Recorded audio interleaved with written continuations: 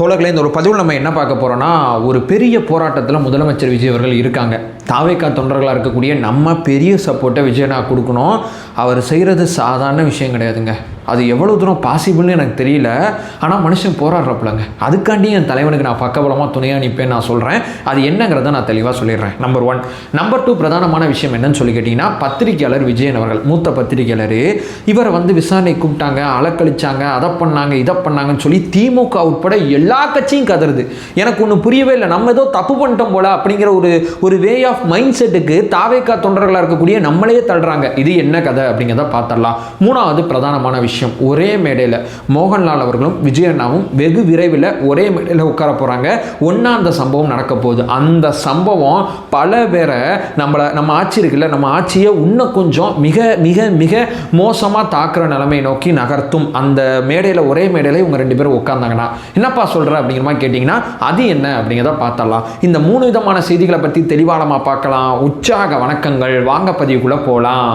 இப்போ முதல் விஷயம் தோழர்களே, ஆக்சுவலாக உங்களுக்கு விஷயம்லாம் தெரியும். இந்த நம்ம ஆட்சியை கவிழ்க்கிறதுக்கு பிளான் பண்ணாங்க. இளையராஜா அப்படிங்கிற ஒரு எம்எல்ஏ கொடுத்த புகார் அடிப்படையில் திருநாவுக்கரசு அப்படிங்கிற ஒருத்தர், அவர் இந்த கருத்து கணிப்பு நிறுவனம் நடத்துகிற ஒருத்தர், அவர் அரெஸ்ட் பண்ணாங்க. அதுக்கப்புறம் எத்தனை பேரும் அரெஸ்ட் பண்ணாங்கன்னே தெரியல. அவ்வளோ பெரிய நெட்வொர்க்கு பெரிய வேலை பார்த்துருக்குங்கிறது மட்டும் தெளிவாக தெரியுது. இது முன்ஜாமீன் சம்மந்தப்பட்ட விஷயத்தில் செந்தில் பாலாஜி அவரோட தம்பி அசோக்குக்கு முன்ஜாமீன் கிடச்சிருச்சு. அவங்கள தவிர அவங்களையும் விசாரணைக்கு சம்மன் அனுப்பிச்சு கூப்பிட்றாங்க. ஆனால் அவங்க வரமாட்டுறாங்க. அதுக்குள்ளே சில சட்ட நுணுக்கங்கள்லாம் நம்ம போன வீடியோ நம்ம பேசணும். இந்த மாதிரி விஷயங்கள் அத்தனை போயிட்டே இருக்கும்போது திடீர்னு ஒரு ஷாக்கு. பத்திரிகையாளர் விஜயன் அவர்கள், ஏப்பா இவரெல்லாம் எப்படிப்பா, ஏப்பா இவரெல்லாம் அவர் வே ஆஃப் டோனே நல்லா தானே இருக்கும், இவர் எப்படி இந்த மாதிரி விஷயத்தெல்லாம் ஈடுபடுவார்? ஆமாப்பா, ஈடுபட்டிருக்காருப்பா, அதுக்கு தான் காவல்துறை விசாரிச்சிருக்குப்பா, விசாரணையில் இந்த மாதிரி விஷயங்கள்லாம் அவரோட தரப்பு நியாயத்தெல்லாம் சொல்லிட்டு வந்திருக்காருப்பா அப்படின்னு நம்ம பேசிக்கிட்டே இருக்கும்போது இந்த பக்கம் திமுகலேருந்து அலர்னாங்க. அதிமுக, நாம் தமிழர் கட்சி, விசிகா, கம்யூனிஸ்ட் கட்சி, எனக்கு தெரிஞ்சு எந்த கட்சி எதிர்க்கலன்னு தெரியல, எல்லா கட்சியுமே இவரை விசாரிச்சதுக்கு நம்மளை போட்டு செஞ்சுக்கிட்டு இருக்காங்க. உங்கள் அத்தனை பேருக்கும் தெரியும். எனக்கு ஒரு விஷயம் புரியவே இல்லை. இவரை சும்மா போய் விசாரிக்க போகிறதில்ல.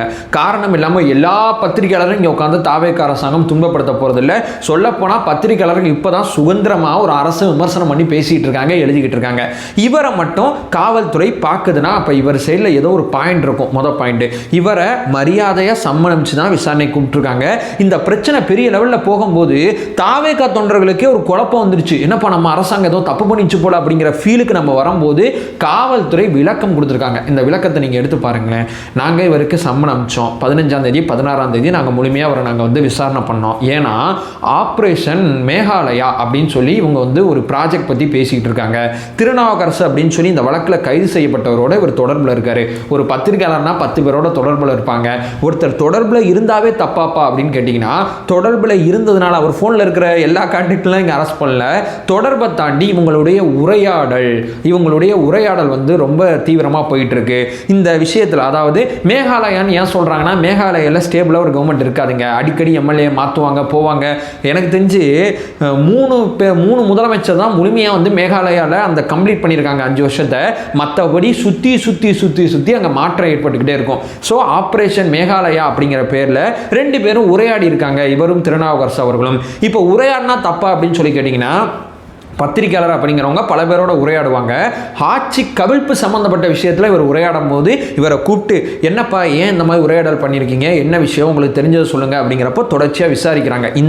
இந்த உரையாடல் இவருக்கும் அவருக்கும் நடந்ததுனால ஆல்ரெடி அரெஸ்ட் பண்ணவரோட இவரும் உரையாடி இருக்காரு. அதுவும் இந்த சப்ஜெக்ட், அதாவது ஆப்ரேஷன் மேகாலயா அப்படிங்கிற தலைப்பில் உரையாடி இருக்காங்க.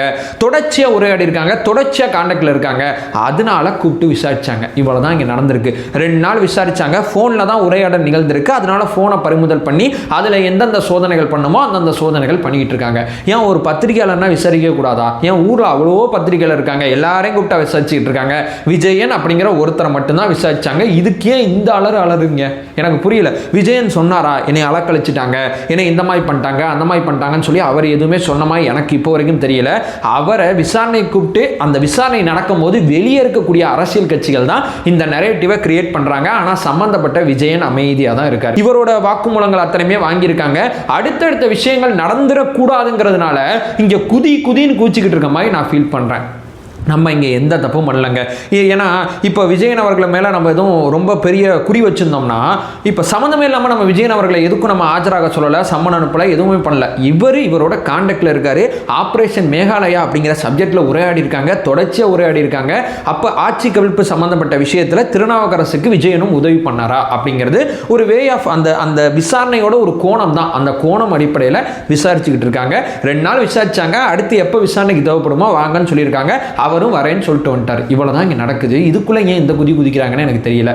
நீங்கள் குதிக்கும் போது தான் எனக்குலாம் நிறையா சந்தேகம் வருது. இது நம்பர் 1. இப்போ நம்பர் 2 பிரதானமான விஷயம் என்னென்னா, நம்ம முதலமைச்சர் பெரிய போராட்டத்தில் இருக்காருங்கிறத நான் ஏன் சொல்கிறேன்னா, ஒரு அரசியல் களத்தில் ஊழலை ஒழிக்கிறதுங்கிறது சாதாரண விஷயம் கிடையாதுங்க. மேல்மட்டத்தில் நம்ம ஆட்சியில் ஊழல் நடக்காதுங்க. ஆனால் கீழே கிளைமட்ட லெவலுக்கு, ஏன்னா அடுத்து உள்ளாட்சி வரப்போகுது, அடுத்து நகராட்சி மாநகராட்சி தேர்தல் வரப்போகுது, கவுன்சிலர் வரப்போகிறாங்க, மேயர் வரப்போகிறாங்க.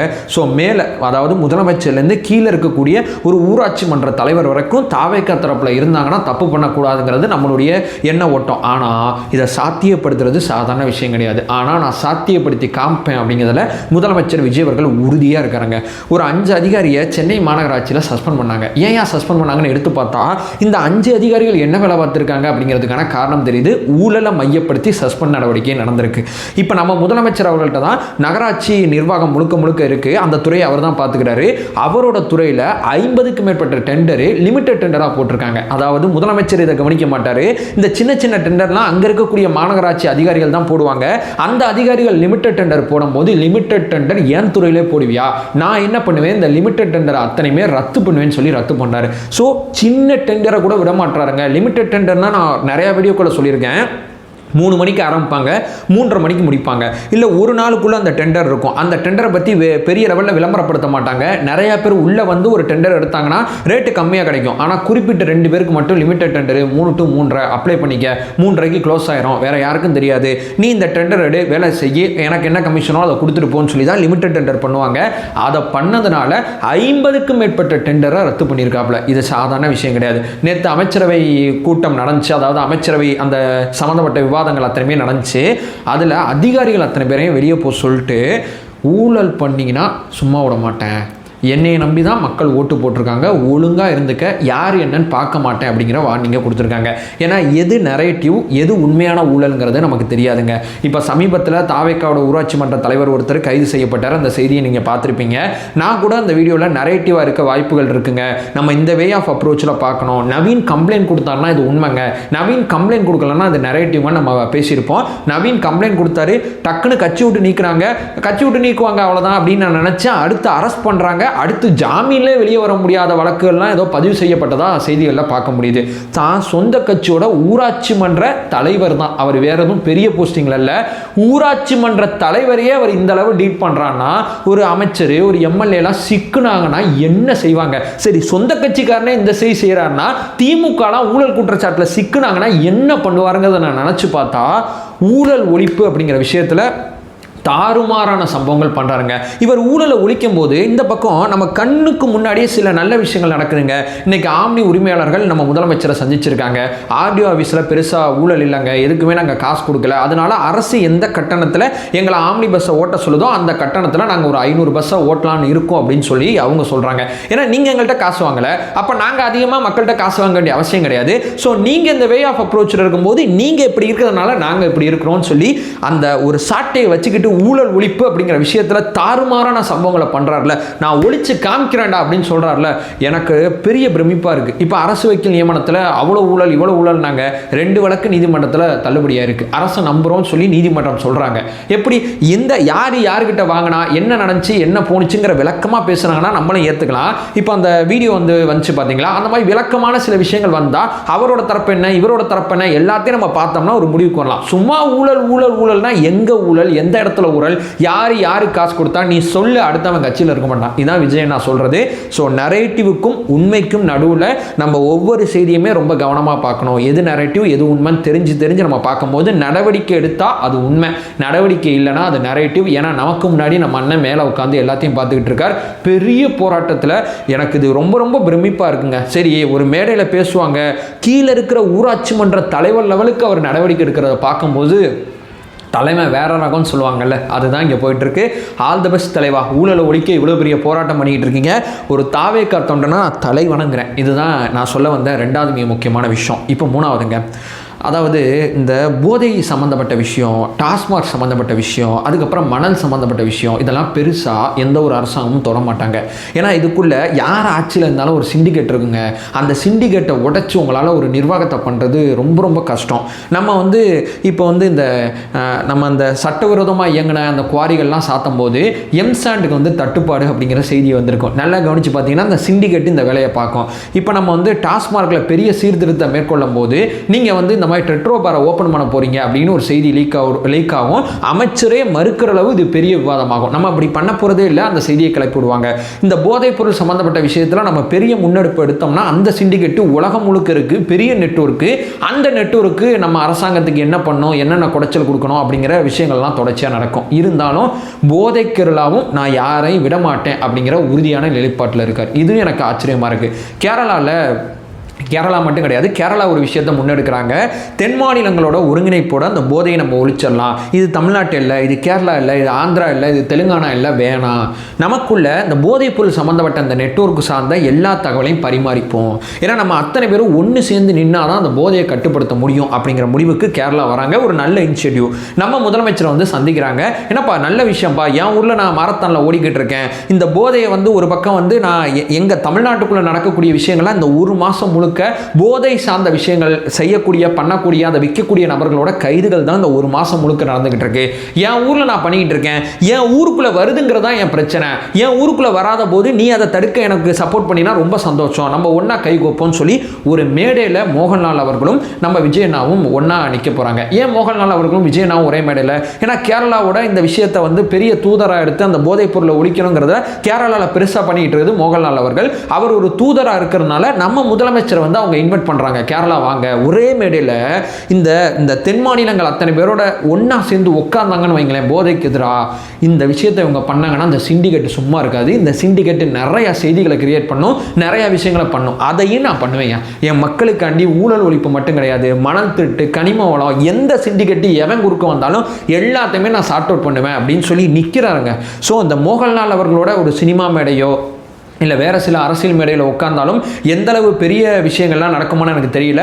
ஆனால் போதைப் பொருளுக்கு எதிராக விஜயண்ணாவும் மோகன்லாலும் ஒரு மேடையில் உட்கார்ந்தாங்கன்னு வச்சுங்களேன், ஆப்ரேஷன் தூபான்னு நினைக்கிறேன் அந்த கேரளா அந்த இனிஷியேட்டிவோட பேர் அதை செஞ்சுட்டாங்கன்னு வைங்களேன். நீங்கள் பாருங்கள், அதுக்கப்புறம் ஏகப்பட்ட சிண்டிகேட்டு வேறு லெவலில் வேலை பார்க்கும். ஏன்னா அவங்களோட வருமானத்துக்கே நம்ம முற்றுப்புள்ளி வைக்கிற போது அதை அப்படியே மண்டையை பிச்சுக்கிட்டு அந்த சிண்டிகேட்டு வேலை பார்க்கும்.